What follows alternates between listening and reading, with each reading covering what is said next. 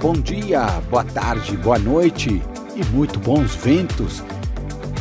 E ao som muito astral de Costa Me, Around This World, eu, montanhista Fred Duclerc, apresento o episódio número 96 do podcast Reset Humano, com o tema Sinta-se Vivo. Jamais estamos sozinhos na montanha. Com um convidado muito especial, um colega de profissão, montanhista profissional, Carlos Santalena. Há muito tempo que queria realizar este bate-papo com Santalena e chegou a hora, aqui no projeto Reset Humano, com sua história inspiradora e enriquecedora e preenchendo a nossa audioteca, que está recheada de histórias inspiradoras com cada pessoa com seus pensamentos e personalidades do mundo outdoor. Santalena é formado em educação física, com especialização em Hatha Yoga, montanhista profissional, trabalha como guia de expedições em montanhas de altitude em sua empresa, a conhecida Grid Six.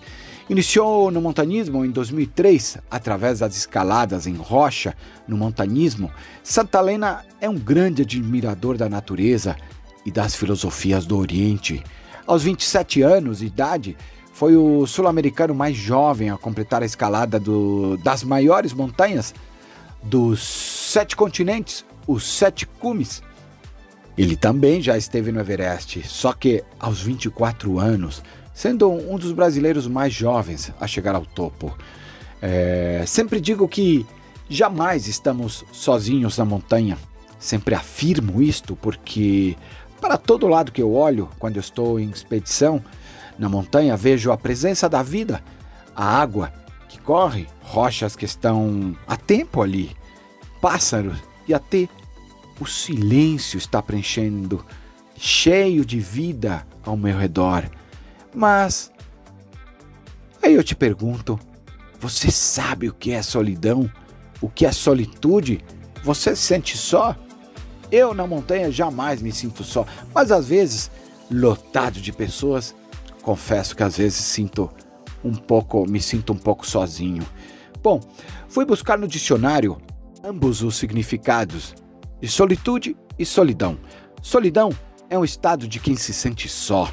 Além disso, caracteriza geograficamente lugares distantes e de difícil acesso, ou lugares que não foram explorados pelos seres humanos. Já a solitude é uma solidão escolhida, desejada ou até mesmo planejada.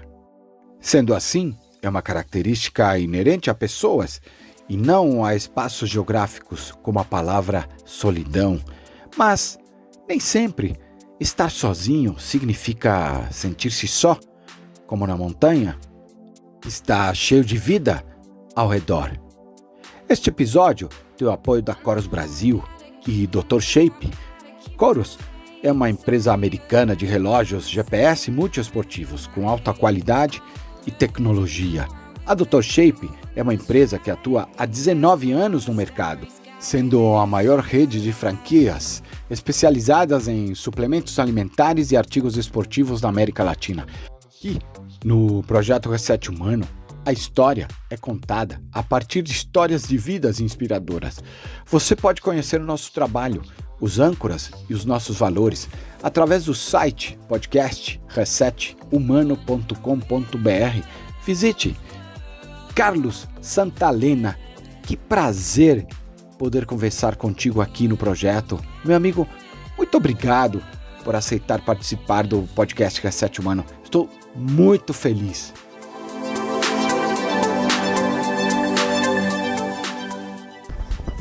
Fala Fred, beleza? Primeiramente aí, obrigado por me convidar a participar desse projeto. O que eu acho do projeto Reset Humano, eu acho muito interessante até pelo nome, né, que ele traz. E a gente que gosta do montanhismo, né, somos apaixonados aí pela montanha e pelo contato com a natureza, podemos perceber que é um nome extremamente pertinente, né? A gente, quando está na montanha ou quando está na natureza, a gente tem uma grande oportunidade de resetar aí a nossa condição de humano, né? ou seja, a gente já nasce nessa condição de humano, ao longo do tempo a gente vai tendo contato, né, com a vida, com as pessoas, com tudo que vai acontecendo ao longo do percurso, e muitas vezes nos esquecemos, né, de onde nós viemos e qual é a nossa essência e o que a gente tem feito aqui. Então acho que o projeto Reset Humano é uma grande oportunidade das pessoas se fazerem essas perguntas, né, e encontrarem caminhos de respostas, vamos dizer assim, que possam ser compartilhados entre todos nós que amamos a montanha e a natureza. Santalena, muito obrigado pelas palavras e volto a repetir, muito feliz por esse momento aí, essa conversa nossa. Vamos ao nosso episódio de hoje?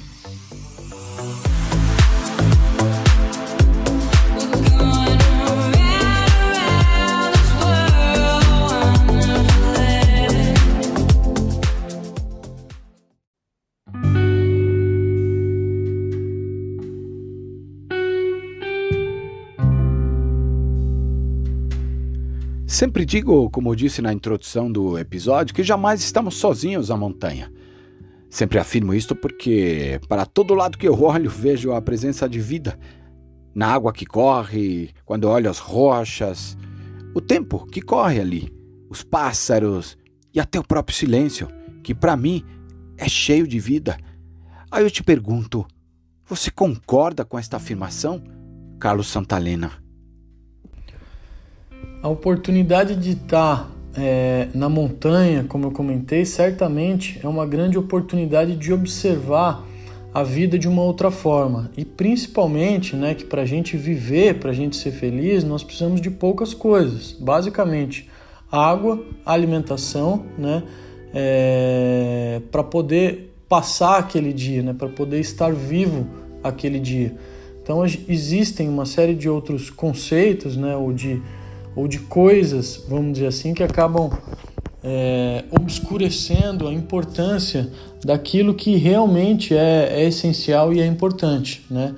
Que é a nossa alimentação e o nosso dia a dia, nossa felicidade, né? Nossa alegria, nosso instinto de viver. Então, esse tipo de afirmação que a gente nunca está sozinho, né? Para mim, é muito claro, né? Não só na montanha, mas como na vida. A gente tem aí uma esfera física na minha concepção, né? Uma esfera mental, uma esfera emocional e uma esfera espiritual. E essa última é uma esfera que a gente não consegue enxergar com os próprios olhos, né? Assim dizendo. É uma esfera onde a gente tem que ter uma sensibilidade aguçada para poder acessar, para poder compreender, para poder perceber essa esfera mais espiritual. E a montanha, para mim, é um grande caminho de treinar e de capacitar cada vez mais essa sensibilidade, né, para aguçar esse lado espiritual, né? Então, quando eu vou atualmente, um dos meus grandes objetivos é justamente esse, né? Cuidar de uma parte do meu ser e que a gente acaba esquecendo por muito tempo, que é esse lado espiritual da vida. Tá certo? Então, na minha concepção, a montanha ela faz isso por osmose, basicamente, né? O fato da gente estar lá, como você comenta, sentindo a presença da vida, a água correndo, as rochas, né? Os pássaros e etc., nos faz meio que por osmose se perguntar o que nós estamos fazendo ali, né? O que são aquelas representações, e é impossível que nós criamos tudo aquilo que nós estamos vendo, né? Então é muito mais fácil e quase que por osmose, como eu comentei, a percepção de um mundo mais sutil, né? A percepção de uma esfera espiritual. Quais são os grandes dilemas do ser humano atualmente na sua visão?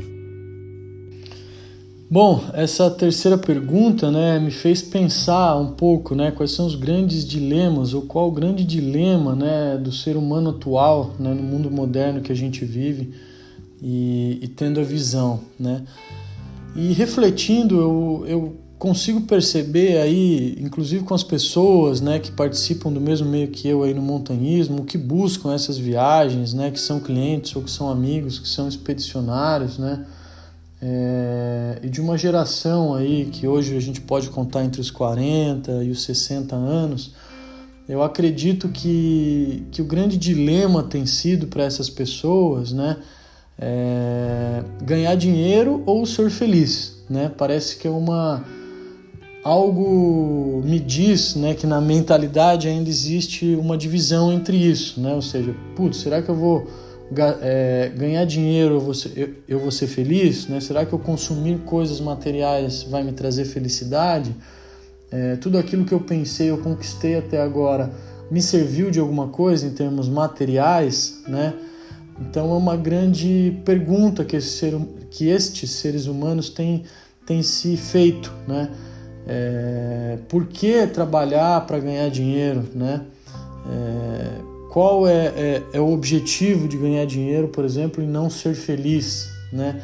E é uma resposta bastante complexa, né? Porque vai depender muito de cada um, da personalidade de cada um, da vida de cada um, ou que cada um escolheu ter, né? E o que eu tenho percebido é que nitidamente acontece uma migração, né, de pessoas que buscam, mesmo através do dinheiro atualmente, comprar mais experiências, né? São experiências profundas de alta montanha, experiências, como eu digo, que tocam o seu lado também mais sutil, mais espiritual, né? E que acabam não tendo valor, né? No final das contas, elas acabam agregando num mundo de conhecimentos, né? Ou muito na sua vida como um todo. Então, vamos ser pragmático, né? Eu acho que o grande dilema desse ser humano moderno é esse, né? Ter dinheiro, trabalhar ou ser feliz, né? E eu acho que o grande caminho é tentar encontrar o meio do caminho, vamos dizer, entre essas duas coisas. Ou seja, sem dinheiro eu também não consigo exercer uma série de coisas atualmente no mundo moderno, né? Capitalista, vamos dizer. Então, encontrar o caminho do meio ou buscar coisas que te realizem pessoalmente, né, no âmbito profissional, ajuda muito, né, para que esse dilema se torne uma coisa única, né, para que ele se torne uma coisa um pouco mais fluida do que simplesmente eu trabalho para ganhar dinheiro e para ter o meu final de semana legal e para ter as minhas férias, né? Então, traduzindo uma nova oportunidade num novo modelo, né, de trabalho, onde o trabalho seja também uma realização pessoal, né? E não unicamente uma fonte financeira, né? Então, essa alteração de mindset ou de observação sobre isso, acredito que ajuda a gente a fazer com que esse dilema seja diminuído, ou seja, amenizado, né? E a gente consiga viver de uma forma um pouco mais fluida. Não sei se fui claro nessa. Vivo em montanhas há muitos anos. Aliás, montanhas são a minha vida, a sua também. E nisso aprendi grandes valores, pessoas e também uma relação espiritual comigo. Aprendi a acreditar, por exemplo, aquilo que não vejo. E assim como o amor que sentimos e não vemos. Te pergunto, o que as montanhas te ensinaram na escalada da vida? A montanha nos transforma? Bom, a montanha ela pode sim ser um palco, assim, vamos dizer, de transformações, né, nas vidas das pessoas, até por ser uma atividade de grande intensidade em todos os âmbitos que eu comentei, físico, mental, emocional e espiritual, né? Mas mais do que isso, o que as montanhas me ensinaram aí com a vida, né, é justamente valorizar, entender, né, e fazer presente esse lado espiritual que muitas vezes a gente acaba obscurecendo na vida do dia a dia, né, na vida de trabalho, na vida cotidiana. Então, um dos grandes ensinamentos que a montanha me trouxe é o quanto a gente precisa observar esse lado espiritual, incluir ele na nossa vida como algo realmente prático, né, palpável e não algo completamente efêmero e distante, né, trazer esse lado espiritual para a vida. Então, a montanha me deu um contato muito profundo, inclusive com o meu pai, né? Meu pai faleceu aí um mês antes do meu nascimento, né? E uma das grandes buscas, né, da minha vida foi entender essa lacuna. E a montanha me veio como um preenchimento, né, um encontro desse lado espiritual, né? e que na verdade não era uma lacuna, era uma compreensão sobre esse lado que todos nós temos na nossa vida, que é o lado espiritual, né? Então o que a montanha mais me ensinou, assim, acima de tudo, seria como fazer presente na minha vida, né? Como trazer presente na minha vida esse lado, muitas vezes em detrimento dos outros, né? Que é o lado físico, o lado mental e o lado emocional, que a gente acaba tanto valorizando, né? Utilizando, vamos dizer assim, e vivendo muito mais nessas esferas mais densas, né? Físicas, mentais e emocionais, e muito menos na esfera sutil, que é aquilo que a gente não vê com os próprios olhos, mas são perceptíveis aos nossos sentimentos, às nossas sensações, como você comenta aí, né? Então, para mim, esse foi um grande, assim, um enorme ensinamento, né? De como tomar consciência desse lado espiritual da nossa vida e fazê-lo presente em nossa vida, né? E não algo distante, faz com que a gente possa viver de uma forma um pouco mais leve e levar esses outros lados, né, que sejam emocionais, físicos e mentais, a uma atmosfera um pouco mais fluida e a uma vida um pouco mais serena, né, que eu acredito que seja um dos grandes objetivos, né. Um dos outros grandes conhecimentos aí que a montanha acho que pôde me trazer é a importância, né, de que para ser feliz, como eu comentei, ou que para você estar num momento, né, de felicidade, é preciso muito pouca coisa. Isso observando alguns países que a gente frequenta, algumas culturas, né, nós podemos perceber. Então, no Nepal, a gente vê que as pessoas com pouco alimento, ou estando ao lado da família, já são suficientemente felizes, né? A gente vê na Bolívia culturas indígenas, né, com costumes diversos, vivendo em situações hoje julgadas por nós como precárias, mas num nível de motivação e alegria própria muito alto. Então, o que mostra, né, que a felicidade ela não está correlacionada ao que você tem, né, e muito menos com a parte material da vida, e sim com essa parte espiritual que nós estamos comentando aqui ao longo desse podcast. Com certeza, antes de colecionarmos vitórias, também guardamos derrotas, momentos que nos trazem grandes aprendizados e também crescimento. Qual experiência te fez crescer, que mudou a sua vida, Carlos Santalena?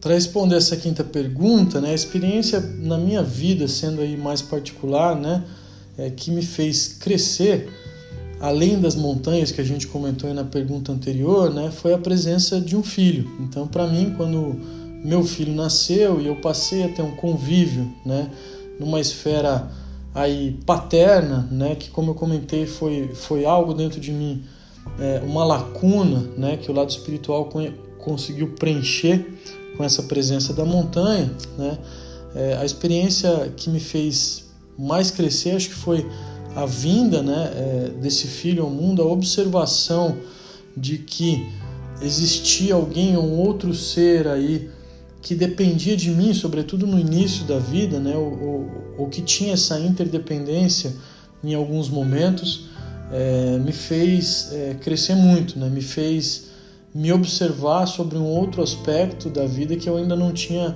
parado para observar antes, né. E como a presença dele não foi, vamos dizer assim, totalmente planejada, né, para mim foi uma grande surpresa e uma surpresa positiva de todas as sensações, né, e de o quanto essa presença de um filho me colocou aí numa esfera, num módulo mental muito mais compartilhado, vamos dizer, do que egoísta, né? Antes eu nem tinha a consciência de que muitas atitudes poderiam estar sendo egoístas. Hoje, com a presença dele no mundo, eu consigo perceber as atitudes, né, e compartilhá-las com muito mais fluidez, posso dizer assim, né? Em termos de montanha, né, uma grande experiência para mim foi em 2013, subi o Everest com o Canelas, onde ele fez a tentativa de escalada sem oxigênio, chegou até 8.400, né? Um dos grandes aprendizados para mim foi que nas derrotas, aí, como você coloca, né, ou nas grandes dificuldades talvez que a gente passa na vida, a gente aprende e, mais do que isso, cria uma grande parceria, né? Foi o nosso caso, né? Nos momentos difíceis, vamos dizer assim, é que você vê quem é quem realmente, né? Quem está do seu lado e quem não está. Quando as coisas estão tudo mil maravilhas, né? Tanto na montanha quanto na vida, é fácil encontrar amigos, né? É fácil encontrar pessoas que compartilham daquilo que é bom. E quando as coisas estão indo mal, né, é que a gente realmente vê aquelas pessoas que estão do nosso lado, independente de qualquer coisa, né? Mesmo que sejam nos momentos mais complexos aí da vida, né? Feito essa sequência de perguntas para vários colegas nossos, e tem sido muito enriquecedor e o pessoal gosta. Por isso eu repito esta pergunta para você. O que te assusta? O que te entristece? O que te deixa feliz? O que te encoraja? Bom, vamos lá. 4 perguntas sobre a vida, né? O que me assusta? Na minha cabeça, assim, o que me assusta muito, né, são as psicopatias ou a capacidade da mente humana, né, poder também encaminhar o mal ou fazer o mal, né, ou violentar, enfim, agredir. Isso me assusta muito, né? Então eu tive uma relação assim bastante ruim, posso dizer que abusiva, mas bastante ruim, e conhecer um lado, né, do ser humano que é bastante perverso, bastante negativo, né, bastante persuasivo, bastante manipulador. Então hoje o que mais me assusta na vida é isso, né, a capacidade de alguns seres humanos conseguirem manipular a bondade, né, transgredir, trazer o mal, né, sem obter qualquer, vamos dizer, sentimento de arrependimento ou de perdão ou algo desse tipo, né, o que mostra aí, evidentemente, uma psicopatia instalada, né, então isso assusta muito, porque muitas vezes a gente está do lado de uma pessoa que não demonstra, né, toda a sua violência e talvez agressividade e forma de conduzir a vida, e no final você acaba descobrindo que essa pessoa poderia ter intenções pesadíssimas, né, ao seu respeito ou ao respeito de outras pessoas, né? Então a gente vê aí hoje grandes assassinatos, grandes líderes, né, que a gente tem com uma mentalidade psicopata. E isso assusta muito, né? Porque gera uma energia, assim, um contágio negativo em alguns aspectos da nossa sociedade. Isso também, vamos dizer, me entristece muito, né? Porque acaba afetando muitas pessoas, e essas pessoas afetadas realmente são obrigadas a transpor essas dificuldades, né? O que me deixa feliz é poder perceber, né, que independente dessas nuances sociais, independente da dualidade, né, independente das coisas que a gente julga que atualmente ser ruim, né, negativa, etc., o que me deixa feliz é saber que existe algo maior, né, que pode transcender tudo isso. E esse algo maior é esse contato espiritual que a gente comentou, que tem na montanha, né, que é a unidade. E quando a gente está nessa vibração, a gente consegue se encorajar, a gente consegue ser realmente feliz e entender, né, todas essas partes maléficas da vida como parte de um todo. O que faz com que isso se amenize, não desapareça, né, até porque a gente não tem que ser conivente com esse tipo de atitude, né, mas faz com que a gente possa lidar de uma forma melhor e um pouco mais leve com essa situação. Então, mais uma vez, né, esse lado espiritual da vida que muitas vezes a gente acaba não valorando, é algo de extrema importância na nossa vida como um todo. Essa pergunta é fácil. Brincadeira. Às vezes o simples é complexo, como esta palavra que tem apenas 4 letras. O que é amor para você? O amor, para mim, vamos dizer, é mais do que um sentimento, né? É uma conexão com a unidade, com o divino, né? Então, o amor é a conexão entre o nosso físico, emocional e mental, né? E o lado espiritual. Esse laço de conexão onde a gente se aproxima da unidade, do todo, para mim é chamado de amor. Uma vez que a gente tem esse amor incondicional a algo maior, né, a nossa capacidade de enxergar amor em todos os aspectos da vida é muito maior. Eu dou muitos treinamentos corporativos e realizo palestras também. E sempre abordo a mudança de hábito, que no mínimo leva 6 meses para alterar um comportamento. E muitas vezes nem conseguimos mudar. Porque todos querem mudar o mundo e ninguém quer mudar a si mesmo. É tão difícil mudar? Ou precisamos de um fato que nos deixe em choque para provocar mudanças? Bom, a mudança, né, para o ser humano certamente traz aí grandes conhecimentos, né? Eu acho que é tão difícil a gente mudar pelo nosso condicionamento. Então a gente tem aí basicamente um condicionamento social e tem também um condicionamento familiar, né? Desde que a gente nasce, nossos pais, né, nossa família vai basicamente introduzindo uma forma de enxergar o mundo em nós que somos puros, nascemos puros, né? Somos seres humanos puros, recém-nascidos.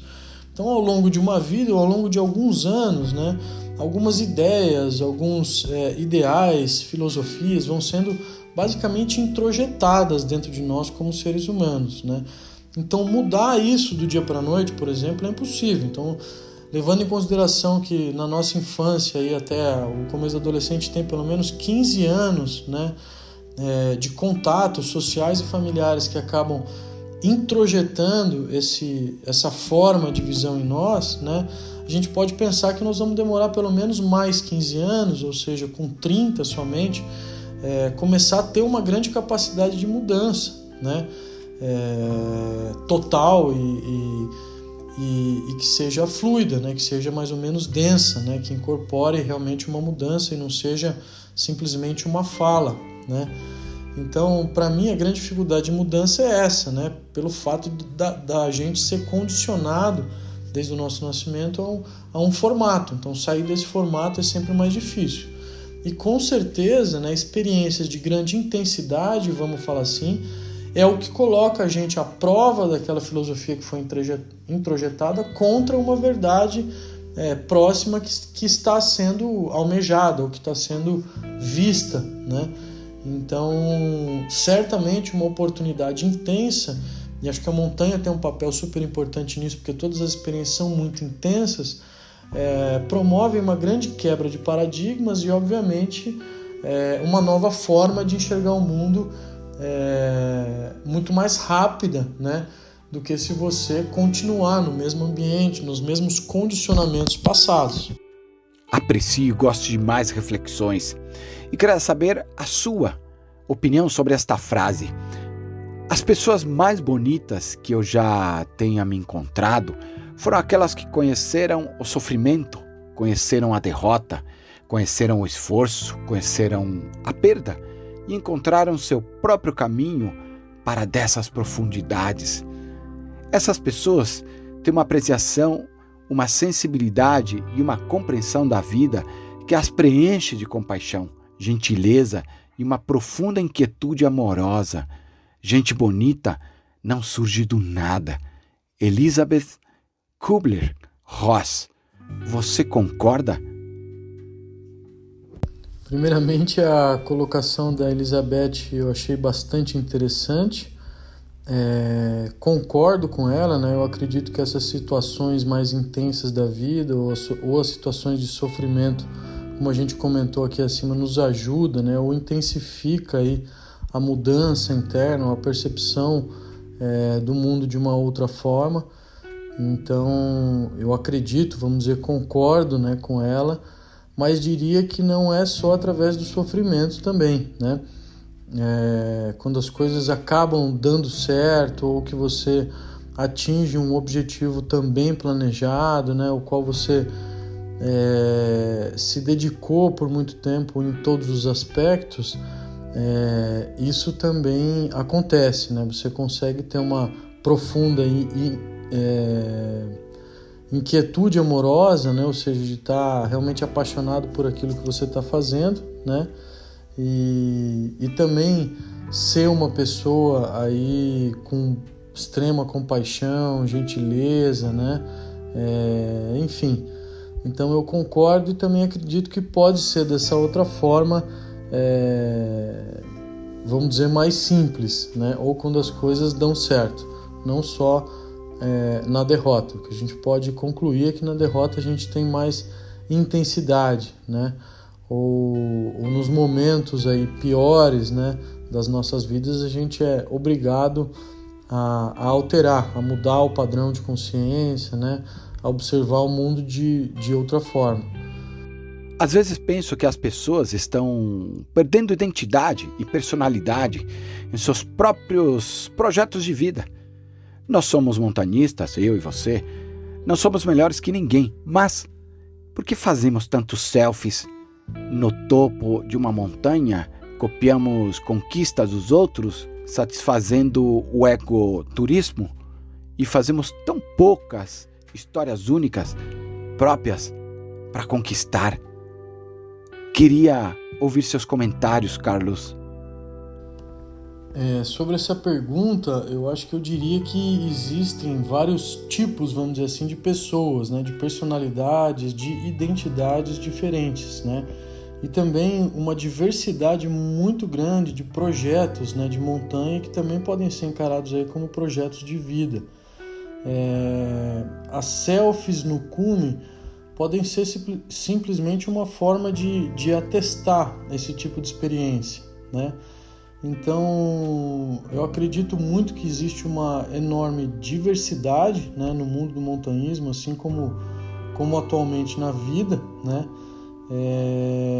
E a gente precisa entender praticamente todos eles, ou poder ter uma visão sobre todos eles, para ter uma conclusão um pouco melhor daquilo que nós queremos para nós mesmos, né? Mas no mundo da montanha, eu poderia dizer que existe, obviamente, como você comenta aí, o egoturismo, né? Ou pessoas que estão ali por um objetivo talvez muito pessoal ou simplesmente de desafiar a montanha, né? Como tem pessoas que estão criando projetos aí extremamente audaciosos, né? Que desafiam os limites, por exemplo, do ser humano e das capacidades mentais e emocionais, né?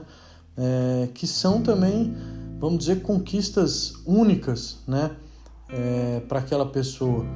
Então, eu acredito que existe uma grande diversidade e a gente precisa entender cada um desses aspectos, né, da diversidade, da personalidade do novo turista que existe para esse tipo de turismo de alta montanha, vamos chamar assim, né, ou de expedições de alta montanha. E aí, aos poucos, né, lapidando essa pessoa e ensinando desde os conceitos básicos, evidentemente que ela tem uma grande oportunidade de evolução, né? E aí vão ter conquistas de todos os jeitos, né? Das maiores montanhas, das menores montanhas, das mais selvagens montanhas, né? E do indivíduo com ele mesmo os mais diversos objetivos com o plano de fundo da montanha, né? Então é isso que eu consigo ver, né? A gente tem uma diversidade enorme, né? A gente tem pessoas que buscam simplesmente o desafio, a gente tem pessoas que buscam o contato espiritual, né?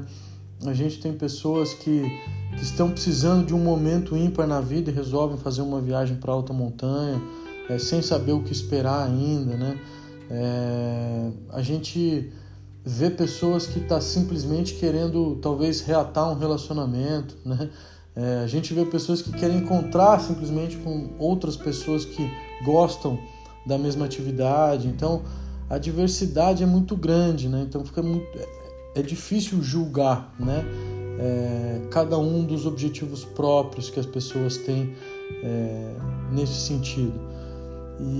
E aí, concluindo, né? Todos esses tipos de conquistas, vamos dizer, por mais egocêntricas que sejam, aí citando o egoturismo, né, elas são únicas para quem está realizando. Então, mais uma vez, o julgamento fica um pouco mais complexo sobre essas questões. Você, muito novo, esteve no Everest aos 24 anos. Também realizou os 7 cumes.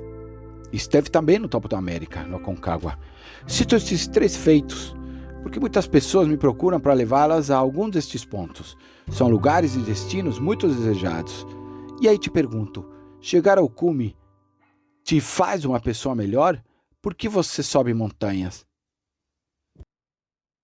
Bom, independente, acho que de qualquer feito ou qualquer nome, né, que tenha algum cume das montanhas aí de uma forma geral, eu acredito sim que estar na montanha sempre me faz uma pessoa melhor, ou me proporciona, como eu comentei aí algumas vezes, né, uma tomada de consciência sobre todos os aspectos da minha vida, o físico, o mental, o emocional e principalmente aí o espiritual. Então, por esse motivo, eu acredito que me torna uma pessoa melhor. Chegar ao cume já é outra coisa, na minha opinião, né? É uma decorrência de toda essa experiência que você pode ter na montanha que é o mais interessante e é o que te torna efetivamente uma pessoa melhor, né? Então, muitas vezes a gente não chega no cume, né? E acaba, como a gente comentou em muitas vezes, tendo uma experiência transformadora, adquirindo uma série de conhecimentos que talvez se a gente tivesse chegado ao cume a gente não teria, né? Então o que me faz uma pessoa melhor é estar na montanha de uma forma geral e não chegar ao cume da montanha efetivamente todas as vezes. É óbvio que esse é um objetivo claro, né, durante a expedição também, principalmente quando estou presente, eu também tenho esse objetivo, né? Porque acredito que mais para cima a gente consegue ainda estar num ambiente mais sutil, né? E exacerbar as nossas experiências aqui na Terra, né? Então, estar na montanha é sempre o principal, né? E o cume, uma consequência que pode acontecer ou não. E isso não é só nós que controlamos. Eu subo montanha justamente aí para exacerbar esse meu lado espiritual, né? Então, dentro das esferas aí na minha cabeça física, mental, emocional e espiritual, escalar montanha é como se eu exercitasse o meu espírito. Santa Helena, quando você está conectado com você, escalando, mas literalmente pensando em você, o que você pensa? Quando eu estou na montanha e posso dizer conectado comigo mesmo, né? E em ocasiões mais solitárias, pensando em mim, quando eu penso o quanto eu sou privilegiado, né? De estar naquele momento podendo ter aquela experiência, né? Então, o que me vem na mente é essa sensação de um privilégio, de uma satisfação muito grande, né?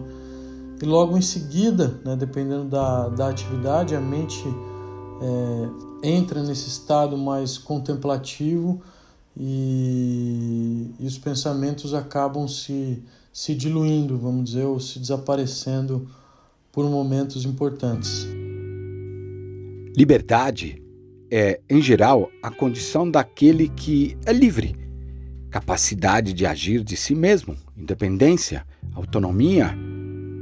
Temos visto muita fake news em todas as áreas que cercam o ser humano.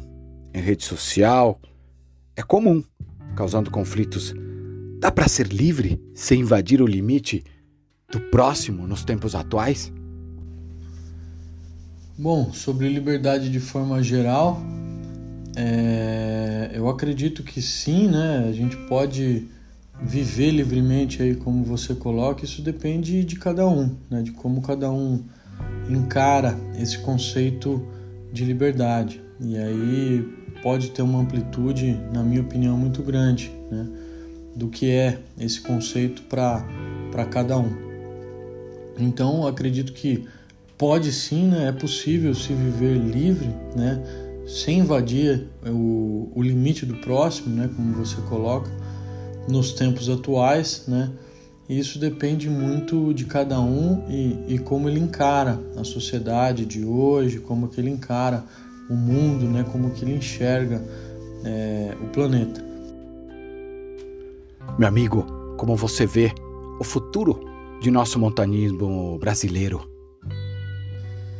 Bom, para o montanhismo brasileiro eu vejo um futuro promissor em todos os sentidos, né? Em todas as modalidades, seja o boulder, seja esportiva, seja tradicional, seja big wall, seja alpina, seja alta montanha. Eu vejo um futuro muito promissor porque a atividade aqui no Brasil, vamos dizer, ainda é muito prematura, né? A gente ainda tem muito a se desenvolver se comparado a outros lugares da Europa, ou mesmo Estados Unidos, onde a cultura do montanhismo já existe instalada, né? Então eu acredito que a gente tem muita margem aí de crescimento para os próximos anos. Por ter se tornado uma modalidade esportiva olímpica, também trouxe para o Brasil uma visibilidade diferente, né, dentro do esporte escalada, né? Houve investimento e está havendo, né, maiores investimentos de patrocínios dentro desses atletas olímpicos atualmente, que estão participando muito mais de campeonatos mundiais, né, de campeonatos pan-americanos, e acabaram recebendo esse incentivo, né, esse olhar desses patrocinadores que apoiam o montanhismo. Então, em todas as modalidades a gente vê um crescimento, né? Na modalidade indoor, né, na modalidade competitiva, hoje a gente tem muito mais ginásios do que tinha antigamente, muito mais festivais, né, sendo feito, embora até a gente esteja ainda num período sem muitos eventos, a gente ainda consegue ver muitos festivais acontecendo, voltando, né, a acontecer campeonatos de uma forma muito mais intensa.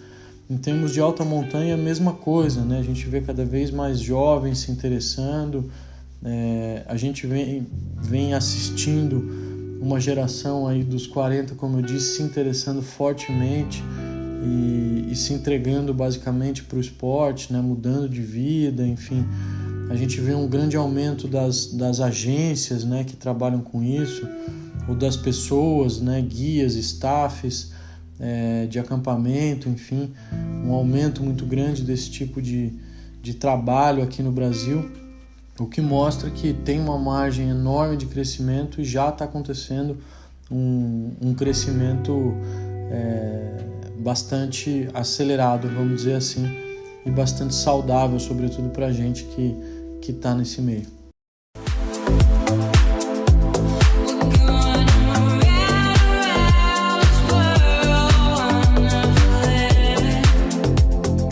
E você que acompanhou esta conversa, esse grande papo com o montanista Carlos Santalena, muito obrigado por nos ouvirem e ficarem aqui até o final.